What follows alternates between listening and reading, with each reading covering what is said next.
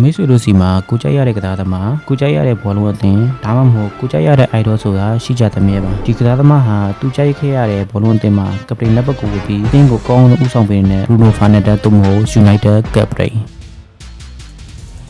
Now Bruno Fernandes spotting Kelleher off his line. Manchester United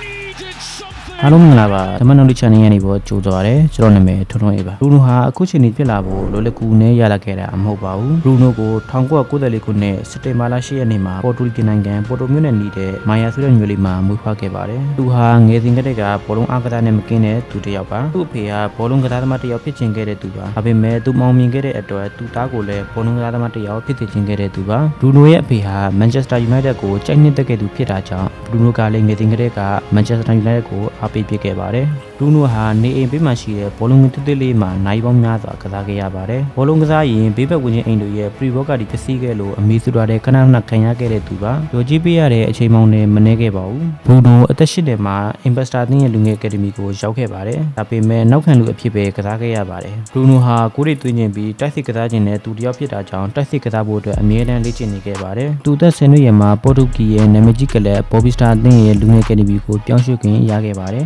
အစာပိုင်းမှာဗဟိုနောက်ကန်လူအဖြစ်ပဲကစားခဲ့ရပါတယ်ဒါပေမဲ့တက်စစ်ကစားခြင်းနဲ့သူဖြစ်တာကြောင့်လေ့ကျင့်ခန်းစင်တိုင်းတက်စစ်ကစားဖို့ကြိုးစားနေတဲ့သူတစ်ယောက်ဖြစ်ပါတယ်သူအသက်15နှစ်အရွယ်ရောက်မှနီးပြတစ်ယောက်ကသူ့ရဲ့တက်စစ်အရေးသွေးကိုတွေးခဲ့ပြီးဝင်းလင်တက်စစ်အဖြစ်ကစားသိခဲ့ပါတယ်ဒီအချိန်မှာသူ့ဘဝကိုအလပြောင်းဖြစ်စေမဲ့ဖြစ်ရတစ်ခုဖြစ်ခဲ့ပါတယ်ဒါကတော့သူ့မိဘတွေကအလုတ်ကန်ခွင့်လန်းကောင်းတဲ့ဆွစ်ဇာလန်နိုင်ငံကိုပြောင်းဖို့ဖြစ်လာခဲ့ပါတယ်ဘရူနိုကိုလည်းမိသားစုနဲ့အတူလိုက်ဖို့ပြောခဲ့ပေမဲ့ဘရူနိုကသူ့ရည်မှန်းထားတဲ့ဖြစ်ချင်တဲ့အတွက်ပေါ်တူဂီမှာပဲနေခဲ့ပါတယ်ဒါပေမဲ့သူမမျှော်လင့်ဘဲနဲ့အီတလီကလပ်နိုဗာကာစီကိုကနေသူ့ကိုကန်လှမ်းခဲ့ပါတယ်သူအီတလီကိုရောက်ခဲ့ပေမဲ့အီတလီတကားကိုလုံးဝမတက်ခဲ့ပါဘူးအခက်အခဲတွေအများကြီးကြုံခဲ့ပေမဲ့သူ့ရဲ့ကြိုးစားမှုကြောင့်လင်းလင်းမြဲမြဲနဲ့ပဲတိုးတက်ခဲ့ပြီးအသင်းနဲ့လည်းပေါင်းစပ်နိုင်ခဲ့ပါတယ်နိုဗာရာမှာရန်နေငယ်ပဲကစားခဲ့ရပြီး CDB ကိုပထမအသင်းအတွက်ပါဝင်ခွင့်ရခဲ့ပါတယ်ဘရူနိုဟာငယ်စဉ်ကတည်းကရည်မှန်းချက်ကြီးမှပြီးဘောလုံးအပေါ်မှာအမြဲတမ်းယူသွခဲ့တဲ့သူဖြစ်တာကြောင့်သူ့ရဲ့မလျှော့သောဇွဲလုံလဝရိယတို့ကြောင့်သူ့ရဲ့ဘောလုံးအဆင့်တန်းကလည်းတစ်ဆင့်မြင့်တက်ခဲ့ပါတယ်2016-2019ဘောလုံးရာသီမှာစန်တိုရီယာမှာအကောင်းဆုံးအောင်မြင်ခဲ့တာကြောင့်ဥရောပကလပ်တွေရဲ့စိတ်ဝင်စားခြင်းကိုခံခဲ့ရပါတယ်2019ဇူလိုင်လ2ရက်နေ့မှာပေါ်တူဂီရဲ့ထိပ်တန်းကလပ် Sporting Lisbon ကိုရောက်ရှိခဲ့ပါတယ် Sporting Lisbon မှာတူအချင်းစုတစိတ်တွေအပြင်စူဖလားအောင်မြင်မှုများစွာလည်းရရှိခဲ့ပါတယ်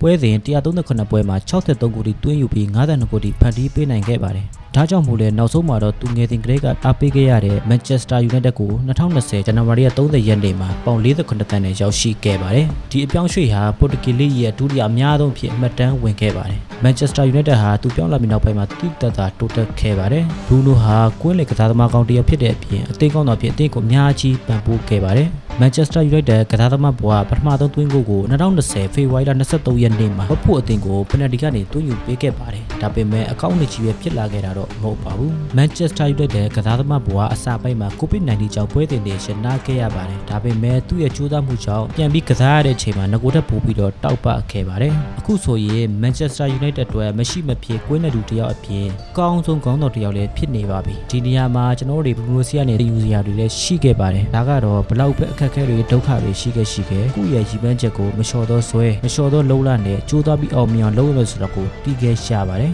မိတ်ဆွေတို့ကဘယ်အချက်တွေသင်ယူခဲ့ရပါလဲအောက်က comment မှာရေးပေးကြလို့ရှာပါတယ်